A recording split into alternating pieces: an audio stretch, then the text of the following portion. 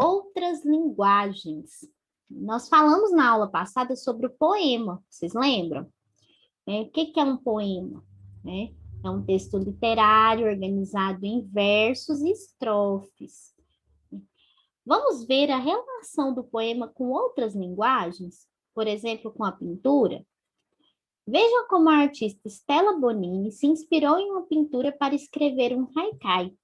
Um haikai é um tipo de poema, tá bem? Olha, ela se inspirou nessa pintura do Van Gogh, chamada Tarde de Verão em Arles. Tarde de verão, o sol artista nato coloriu o chão. São 3 versos, mas é um tipo de poema, o haikai, né? São poemas curtos. E como que ele fez esse poema? Ele fez esse poema inspirado em uma pintura. Então, teve uma conversa aí entre 2 linguagens, a linguagem não verbal, né, a linguagem expressa através das imagens dessa pintura, e a linguagem verbal, que foi a linguagem escrita. Então, eles combinaram, eles se complementaram. E isso acontece muito, né? Existem muitos poemas que são inspirados em pinturas, em imagens, em uma cena, né? Que a pessoa vê em algum veículo de comunicação. Então, tem bastante essa troca entre as linguagens, né? Uma linguagem se inspira na outra. Vamos dar continuidade aqui. Línguas. Usos e reflexão. Os sentidos das palavras. Falar uma coisa para dizer outra. Sentido real e sentido figurado. Isso é muito importante, né? O sentido real e o sentido figurado, principalmente para que a gente possa compreender o poema. Por quê? O poema, ele é um texto literário, como eu disse. E os textos literários, eles são cheios de sentido figurado. O que é um sentido figurado, professora? O sentido figurado é quando eu falo alguma coisa, mas eu falo aquilo de uma maneira leve, uma maneira poética, falo aquilo usando uma comparação com outra coisa. Por exemplo, eu falo assim, Raul tem o coração de pedra. Eu não estou querendo dizer que de verdade tem uma pedra no lugar do coração do Raul, mas eu estou querendo comparar, né, ao coração do Raul endurecido, rancoroso, com uma pedra, que é algo duro, inflexível, que é aquilo ali pronto, que não é uma coisa muito assim, que não é uma coisa que a gente consegue quebrar, que a gente consegue romper com facilidade, né? Então, os poemas, eles têm muito o uso de sentido figurado. Então, vamos ler alguns exemplos. Vamos reler alguns versos do poema Voo, o poema que nós estudamos na aula passada de língua portuguesa. E comparem com o texto reescrito. Trechos do poema. Antes que o mar se assanhe. Eu poderia reescrever isso de uma forma assim, antes que o mar fique agitado, que é o mesmo que se assanhe. Mas aqui no poema, eu utilizei uma linguagem no sentido figurado, né? Uma linguagem poética. Vamos ver outro verso. Antes que a noite chegue enrolada no seu véu. Olha esse texto reescrito em um sentido real.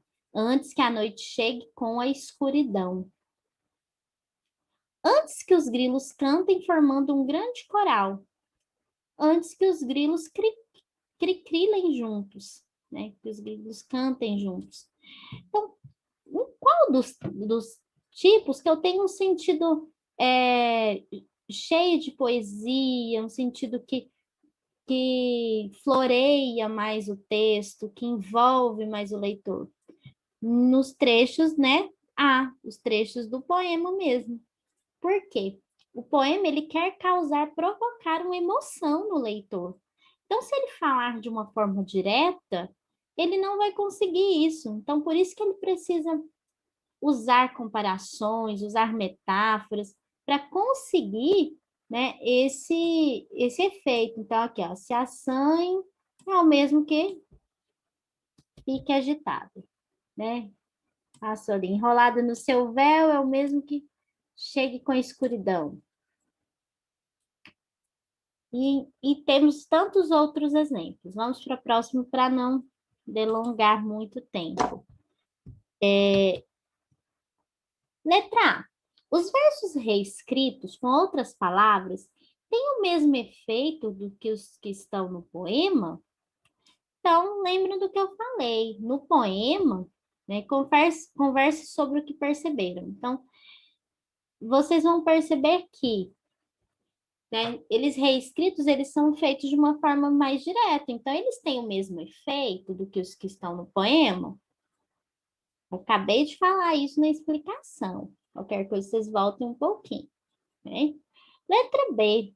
Você acha que o efeito é mais poético no trecho A ou no trecho B? Ou seja, tem mais poesia, tem mais... cria uma imagem cheia de fantasia. Quando nos expressamos, podemos escolher o sentido real ou o sentido figurado das palavras, de acordo com a situação ou com a intenção que temos. O sentido real é o sentido próprio das palavras. O sentido figurado é outro sentido que as palavras podem assumir diferente do seu sentido próprio. O sentido figurado ajuda a criar imagens diferentes daquelas com que estamos acostumados na realidade.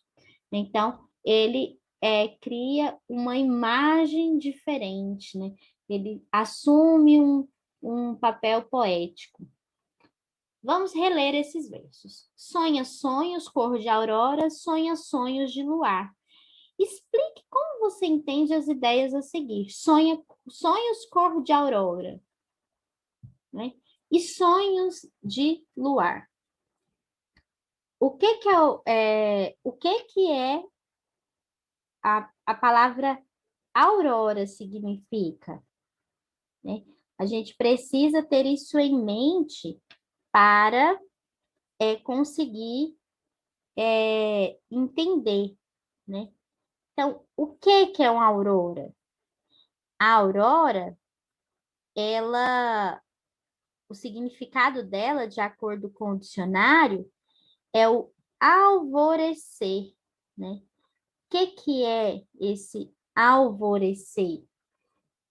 A claridade que se aponta no início da manhã, antes do sol nascer. Então, seria um sonho como? Um sonho claro, um sonho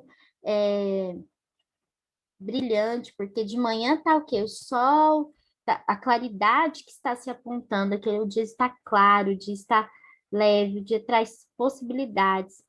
E o sonho de luar? Aquele dia já está chegando ao fim, né? Já está escuro. Então, como que seria a diferença de um sonho, né? Vamos dizer assim, no claro e um sonho no escuro? Explique o que vocês entendem, ok? Pode ser com as palavras de vocês. Você sabe o significado da palavra rio? Número 3. Leia estas frases com atenção ao emprego dessa palavra. Carlos ganhou rios de dinheiro em seus negócios. E outra frase. O Rio São Francisco nasce na Serra da Canastra, em Minas Gerais. Vamos lá. Vamos ver o que está perguntando.